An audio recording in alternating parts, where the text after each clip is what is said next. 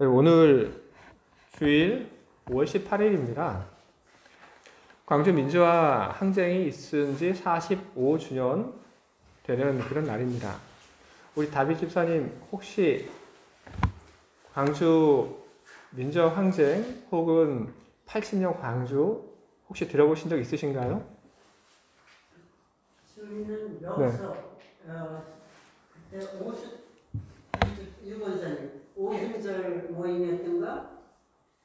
그가 오늘 내가 호초기를 아무리 잘안 들려요. 그 모임이 있었을 때 유권사님의 그 소식을 듣고 와서 저희는 아무것도 모르고 살았거든요. 여기서 그런데 들어와서 알려줘서 그때 알았어요. 네. 목사님 죄송합니다. 무슨 말씀이신가요? 그 다비 네? 80년대 광주 항쟁.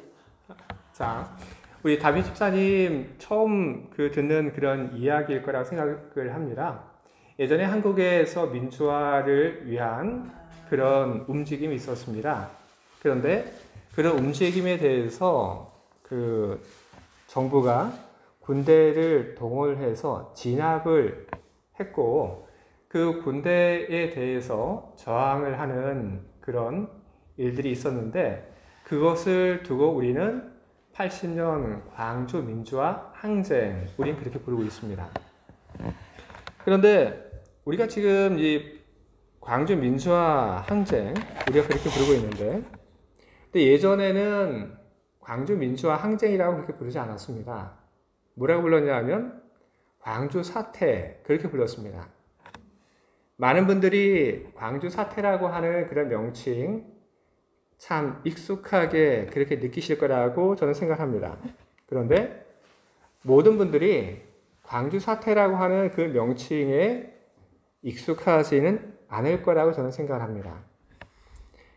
시간의 흐름 속에서 광주 사태라고 하는 그런 이름이 있었는지 모르는 그런 분들이 점점 많이 생겨나고 있습니다. 그리고 그것뿐만이 아닙니다. 80년 광주와 관련돼서 참 많은 것들이 시간의 흐름과 함께 잊혀지고 있습니다.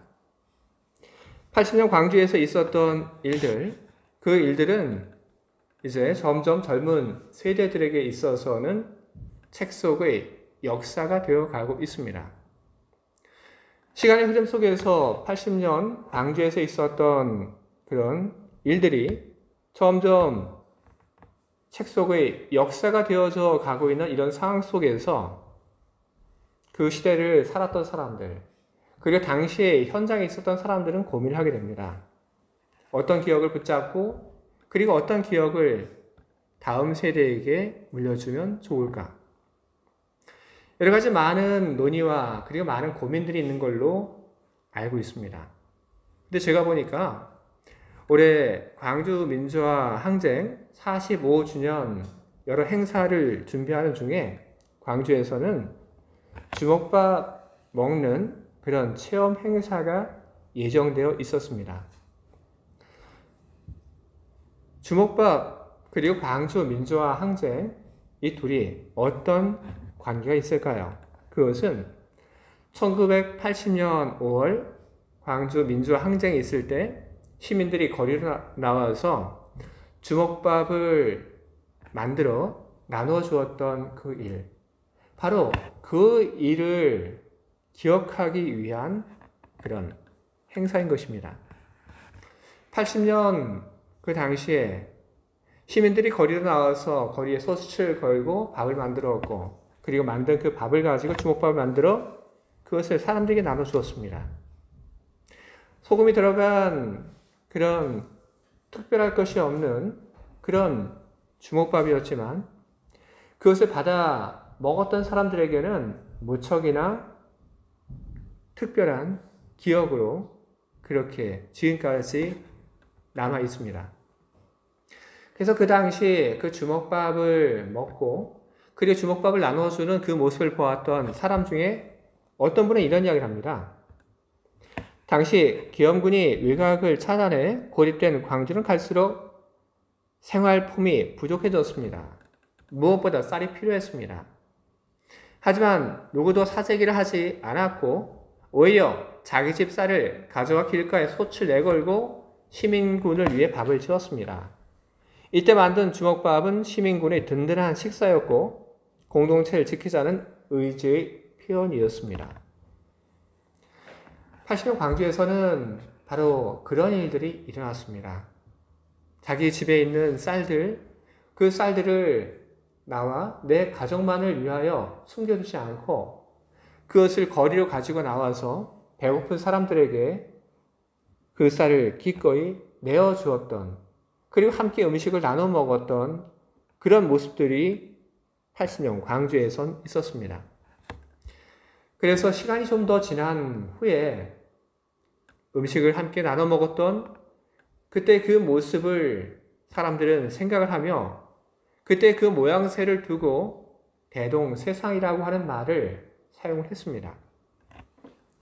광주를 생각하게 되면 참 기억할 만한 여러 가지가 참 많이 있습니다. 불의한 권력에 대한 분노, 그리고 잔인한 죽음들, 자유와 민주주의에 대한 간절함, 이 모든 것들 다 기억할 만한, 그리고 다음 세대들에게 물려줄 만한 그런 가치가 있는 것들입니다. 그런데 그렇게 기억할 만한 가치가 있는 많은 것들 중에서 다음 세대들에게 물려줄 만한 그런 가치가 있는 것들 중에서 광주는 바로 이 주먹밥에 대한 그 기억을 다른 어떤 기억보다도 우선시하며 그 기억을 물려주려고 하고 있는 것입니다. 비극이 아닌, 권력에 대한 분노가 아닌 그 주먹밥을 함께 나눠 먹었던 그 세상, 바로 그 세상의 그 경험을 기억하고 그리고 그때의 기억과 그 경험을 다음 세대들에게 넘겨주려고 하고 있는 것입니다.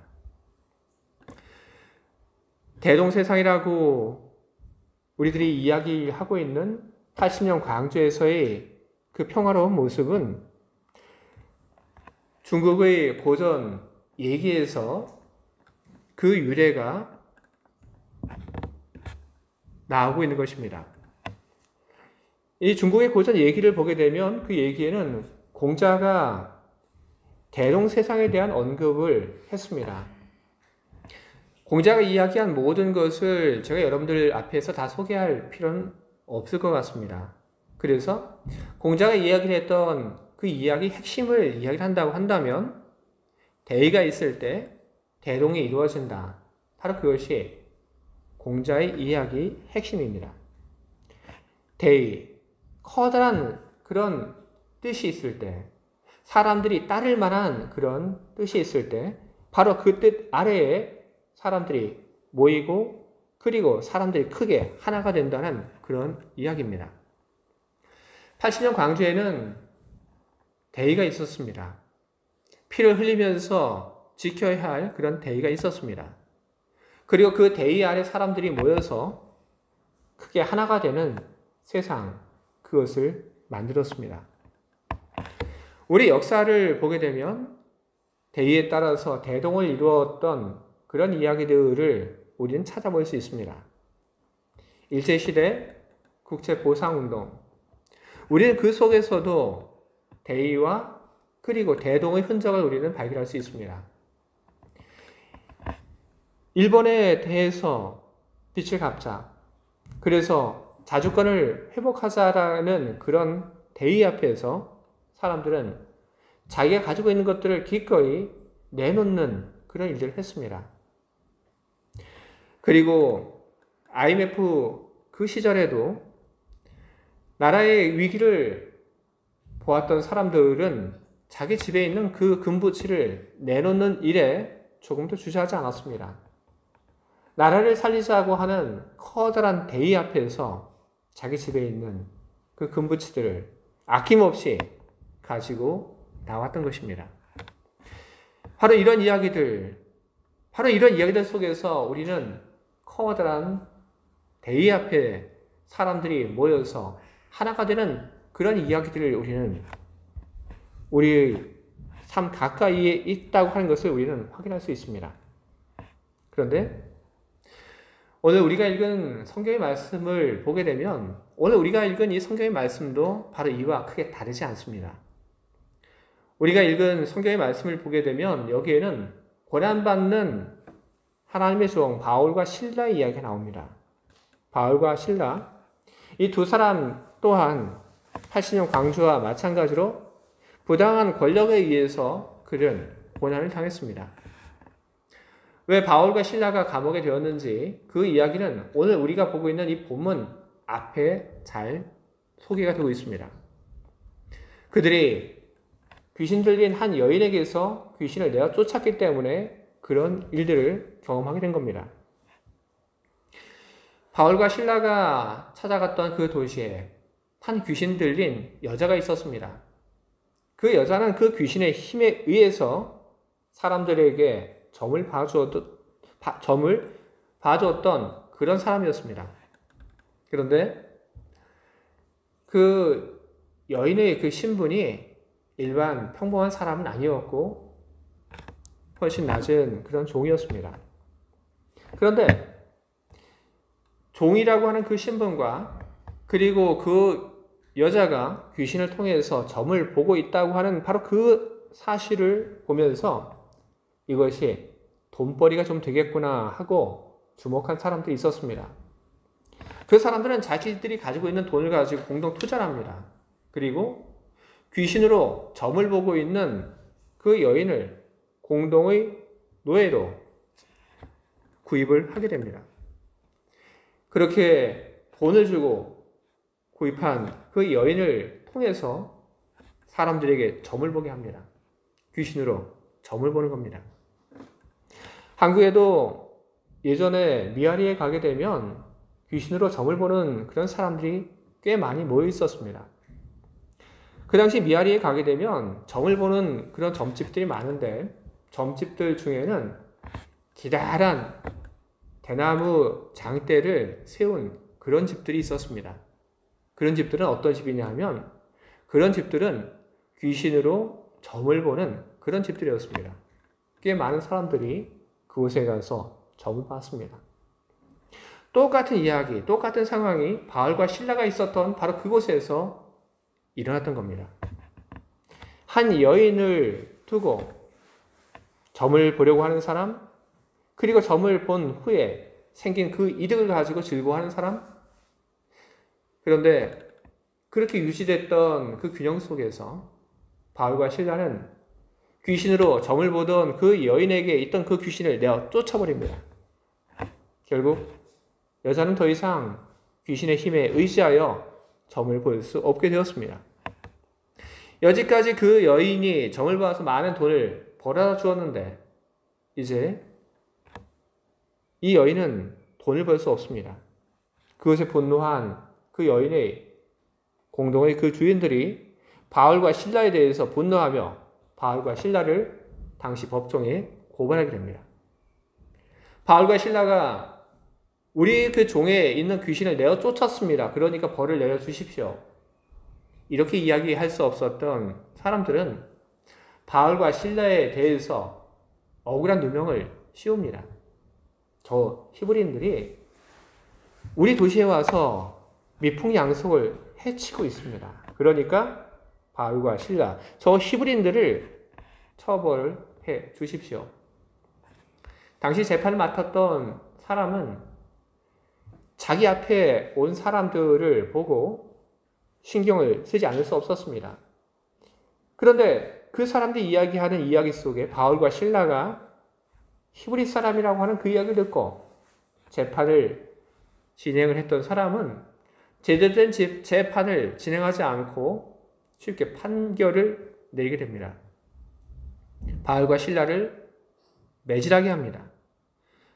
심하게 매질을 한 후에 바울과 실라를 감옥에 갖다 가두게 합니다. 바울과 실라는 바로 그렇게 해서 감옥으로 들어가게 된 것입니다.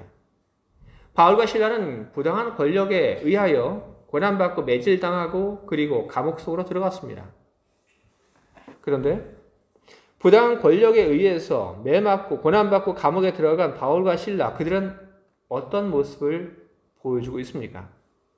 그들은 흔들리지 않는 믿음을 가지고 있었고 그들은 흔들리지 않는 그 믿음을 가지고 그들에게 고통을 안겨다 준 그 부당한 권력에 대해서 기도와 찬양으로 응답을 했던 것입니다. 그들이 흔들리지 않는 믿음을 가지고 기도하고 그리고 찬양했을 때 바울과 실라가 갇혀있는 그 옥토가, 그 땅이 흔들렸다고 성경은 이야기하고 있습니다. 그 땅이 흔들리고 그리고 사람들을 구속했던 그 모든 구속구가 풀려버리고 감옥의 문들이 열렸다고 성경은 이야기하고 있습니다. 우리는 이것을 보면서 우리는 무엇을 기억을 해야 할까요? 바울과 실라가 하나님에 대하여 그리고 복음에 대하여 흔들리지 않는 믿음을 유지하지 못하였다면 어떻게 되었을까요? 그들에게 부당한 대우를 안겨다 준 그 권력 때문에 하나님에 대한 그리고 복음에 대한 온전한 믿음을 갖지 못하고 그들의 믿음이 흔들렸다고 한다면 과연 그런 가운데서도 바울과 실라가 갇혀있던 바로 그 땅은, 그 옥토는 흔들렸을까요? 과연 믿음이 없는 그 가운데서 땅이 흔들리고 사람들을 구속했던 그 모든 구속구가 풀려버리고 옥문이 열렸을까요? 우리는 아니라고 우리는 그렇게 대답을 합니다. 흔들리지 않는 그런 믿음이 있었기 때문에 바로 그들이 갇혀있던 그 땅이 흔들리고 사람들을 구속했던 그 모든 것들이 풀리게 되었던 것입니다. 바울과 실라의 찬양과 기도, 그것은 복음을 증거하고 복음을 나타냈던 귀한 복음의 도구들입니다. 복음의 소식이 전해졌던 바로 그곳에 사람들이 모이기 시작을 합니다. 감옥 속에 있던 사람들이 도망쳐 나가지 않습니다.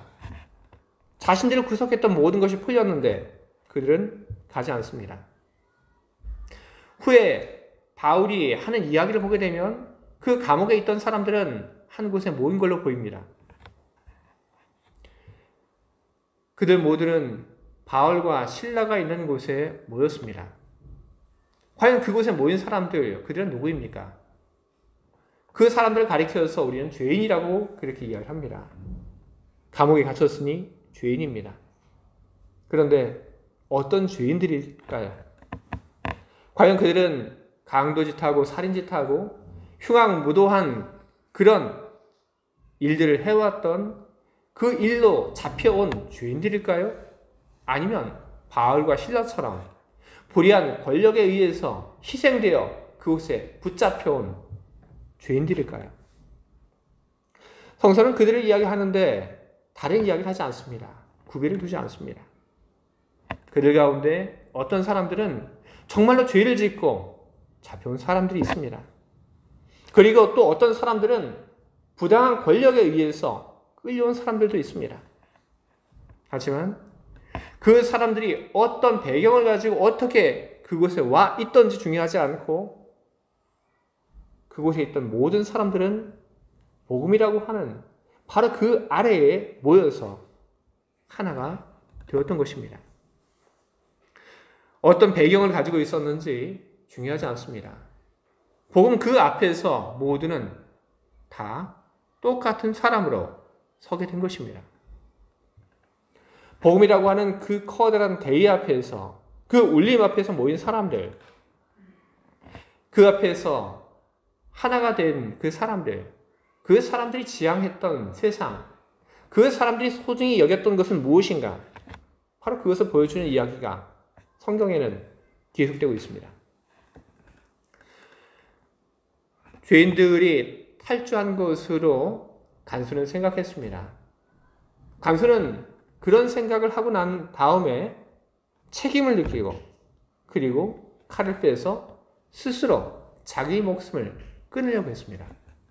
그때 바울이 이야기합니다. 그러지 마라. 우리가 다 여기 있다. 간수는 바울과 실라에게 그리고 그 감옥에 있는 사람들에게 어떤 존재입니까? 그렇게 친한 관계는 아닙니다. 바울과 신라를 감옥 깊은 곳으로 데리고 가고 그리고 꼼짝하지 못하게 구석구를 채운 사람이 누구냐 하면 바로 간수입니다. 더 넓게 보게 되면 간수는 어떤 사람이냐 하면 부당한 권력을 가지고 있는 사람들을 대표하는 그런 인물입니다. 그런 사람이 죽든 말든 상관이 없을 것도 같은데 바울과 신라는 간수가 스스로 자기의 목숨을 끊으려고 하는 바로 그 순간 그를 말립니다. 우리가 다 여기 있다. 죽지 말아라. 이것이 과연 바울과 신라만의 마음이고 바울과 신라만의 행동이었을까요? 그 자리에는 그 누구도 바울의 그 말에 대해서 이의를 제기하지 않습니다.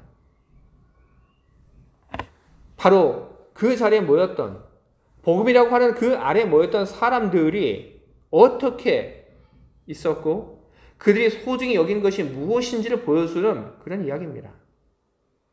복음 안에 있었던 사람들, 그 사람들은 생명을 소중히 하였습니다. 복음 안에 있던 사람들이 생명을 소중히 했던 이야기는 그 다음 이야기를 통해서 더욱 확연하게 드러납니다. 간수는 바울과 신라를 찾아서 깊은 곳으로 내려옵니다. 그리고 어떤 일들이 일어났는지 그는 보고 바울과 신라를 데리고 나갑니다. 그리고 묻습니다. 내가 어떻게 하여야 구원을 얻을 수 있습니까? 바울과 신라는 이야기합니다. 주 예수를 믿어라. 그러면 네가 구원을 얻을 수 있을 것이다. 주 예수를 믿어라. 그러면 구원을 얻을 수 있다. 그것은 바로 생명에 대한 이야기입니다. 영원한 생명을 얻어라. 어떻게 하면 영원한 생명을 얻을 수 있는가? 그 방법을 바울과 신라는 이야기한 것입니다.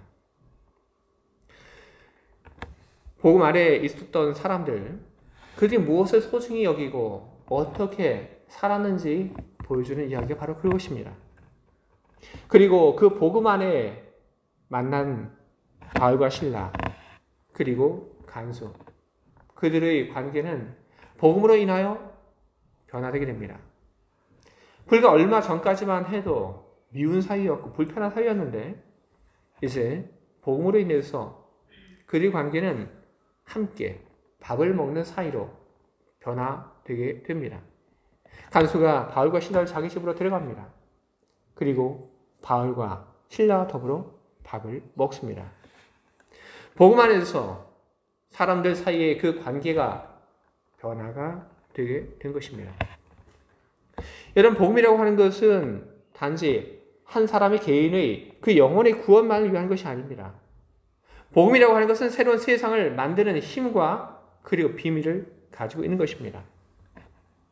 사람은 누구나 다 마음속에 뜻을 품고 살아가야 그래야지 자기 삶을 조금 더 귀하게 만들 수 있습니다.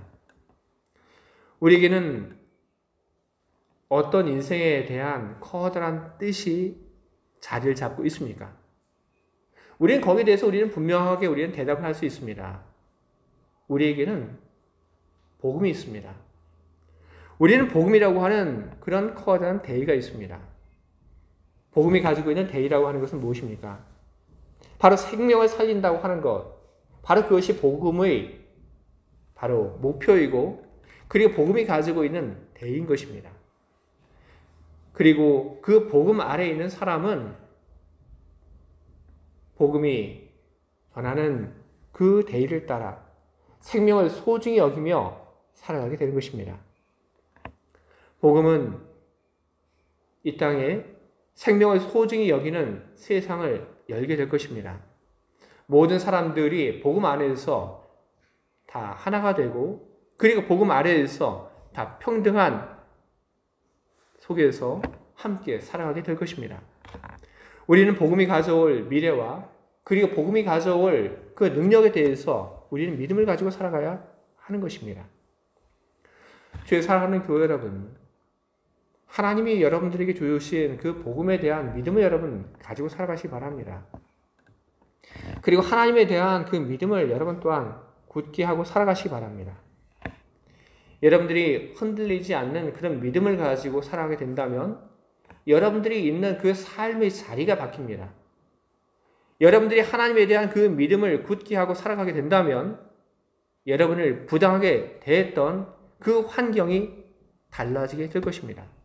하지만 반대로 여러분의 믿음이 흔들리게 된다면 그러면 아무것도 일어나지 않을 것입니다. 사람들은 이야기를 합니다. 왜 내가 하나님을 섬기고 살아가는데 왜 나의 삶 속에는 변화가 일어나지 않습니까? 그 대답은 너무나도 분명합니다. 항상 올바른 믿음으로 굳은 믿음으로 살아가지 못하고 늘 흔들리는 믿음을 가지고 살아가기 때문에 변화가 나오지 않고 능력이 나타나지 않는 것입니다. 바울과 실라의 흔들리지 않은 그 믿음이 그들이 있던 옥토를 흔들고 그리고 모든 사람의 그 매인 것을 풀게 했다고 하는 것을 기억하시며 여러분도 흔들리지 않은 그 믿음을 가지고 살아가시기 바랍니다. 여러분을 통하여 생명이 살아나고 여러분을 통하여 주님의 영광이 드러나기를 주님의 이름으로 축원을 드립니다. 아멘. 함께 기도하겠습니다.